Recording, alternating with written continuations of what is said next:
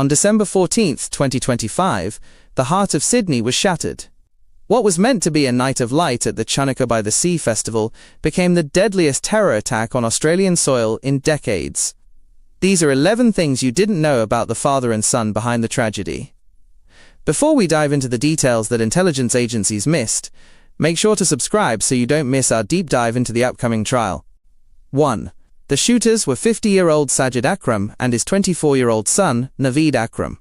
Sajid was an Indian migrant who owned a fruit shop, while his son Naveed worked as a bricklayer.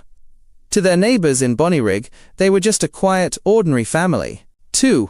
The morning of the attack, they told their family they were heading south for a weekend fishing trip to Jervis Bay. They even packed fishing rods to sell the lie. Instead, they loaded their vehicle with high-powered rifles and improvised explosives and drove straight to Bondi Beach. 3.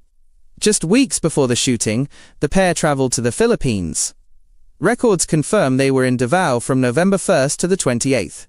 Investigators are currently tracing their movements to see if they received military-style training from extremist groups during that month abroad. 4. Naveed Akram was already on the radar of intelligence agencies. In 2019, ASIO investigated him for his ties to a Sydney-based Islamic State cell. At the time, they assessed he was a low-level associate and not an immediate threat. Leave a comment below. Do you think the authorities dropped the ball? 5. The weapons were obtained legally. Sajid Akram held a Category AB firearms license and had registered 6 weapons in his name.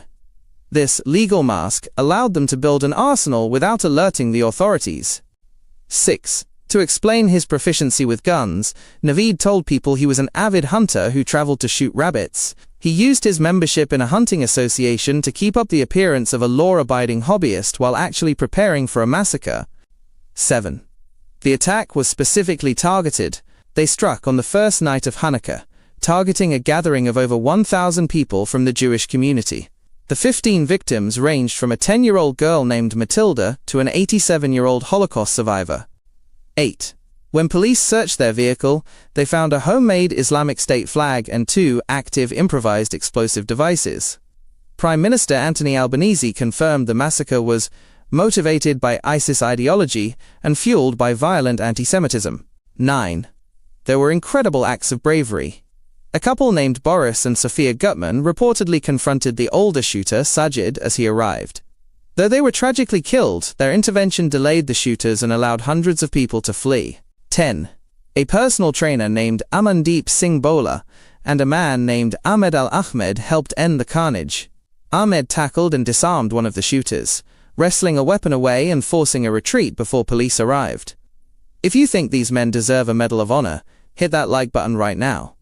11. Sajid Akram was killed at the scene, but Naveed survived. He woke from a coma on December 17th to find detectives at his bedside. He has been charged with 59 offenses, including 15 counts of murder and committing a terrorist act. The trial is set for 2026, and we will be covering every update. Make sure to subscribe and turn on notifications so you don't miss the next chapter of this investigation.